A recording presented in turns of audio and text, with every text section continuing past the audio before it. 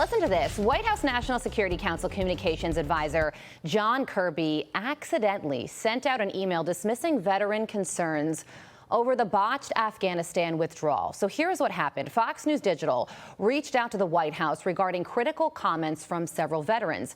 Kirby replied, quote, "Obviously no use in responding. A handful of vets indeed, and all of one stripe."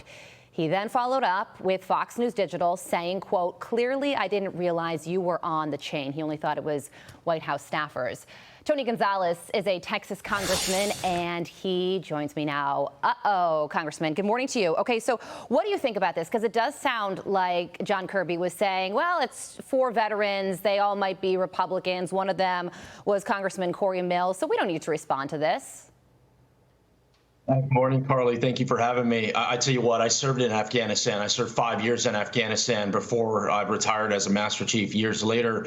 I also attended earlier this week the Congressional Gold Medal ceremony and, met with the 13 Americans that were killed at Abbey Gate and their families, and it was painful. So to dismiss something like that in an email as if it's just a few people, clearly they're disconnected. Anyone who served in Afghanistan, it is painful to this day, and it's absolutely wrong. They should not treat the families that way. They should not treat veterans that way. Show a little decency and show a little respect. Yeah, no doubt. And we're so glad that those 13 who died were posthumously given that award this week. You were there, and I'm sure it was a reflective and powerful moment to watch their families receive that award while they weren't there to receive it themselves. So we also want to ask you about this unbelievable situation that's impacting your district in El Paso.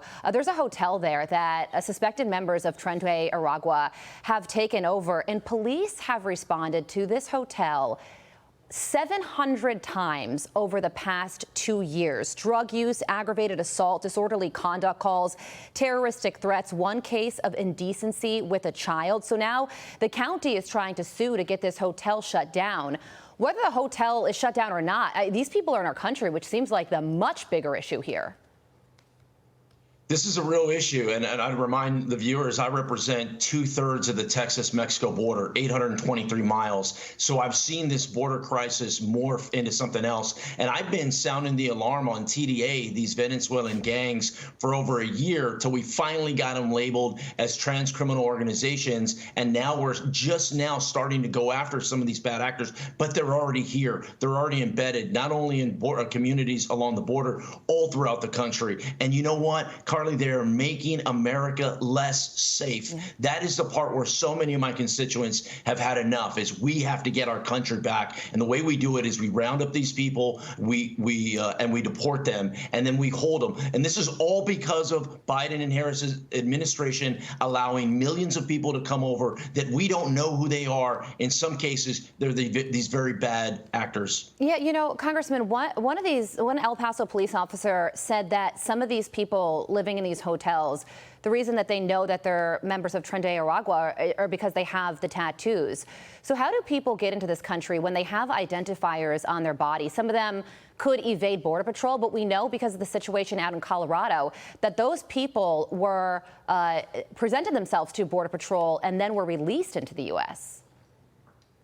2 years ago, I walked through one of the Border Patrol facilities in El Paso, and I'm walking through with the Border Patrol chief, and there's an individual there. He's got face tattoos, he's got teardrops, he's got hand tattoos, neck tattoos. I mean, he just gives you the willies as soon as you see him. I asked the chief, I'm like, hey, what's up with this guy? He goes, he's from Venezuela, Tony. We don't know anything about him. And I go, you're going to release him? He goes, yes, we're going to release him. And he goes, the worst thing about it, he goes, they treat the other people in here, they bully them. So he goes, imagine what they're gonna do when they get outside. So this problem's very real. It's all because of the administration, but we can't just throw rocks at them. We gotta actively go out, find these individuals, and deport them immediately to keep Americans safe. It is a very real threat. More and more people. We're hearing about the deaths. We're hearing about the murders, but what about all the things we're not hearing about? They're terrorizing our communities. The only way we tackle this is if we use local, state, and federal law enforcement to create these task forces. I'm doing that in San Antonio and other places. Congressman, why not now across the board? Why wait to a potential other administration? If you could do it in January of next year, you could do it now. They don't want to. I mean, they're defending these people that are here illegally. The bottom line, they broke the law, and in many cases, these people are causing issues in our community. It's why we have to take back our country with these task forces. We need local, state, and federal law enforcement to go out there and keep us safe. A partnership indeed. Congressman, thank you so much for joining us. I'm Steve Ducey. I'm Brian Kilmeade. And I'm Ainsley Earhart. And click here to subscribe to the Fox News YouTube page to catch our hottest interviews and most compelling analysis.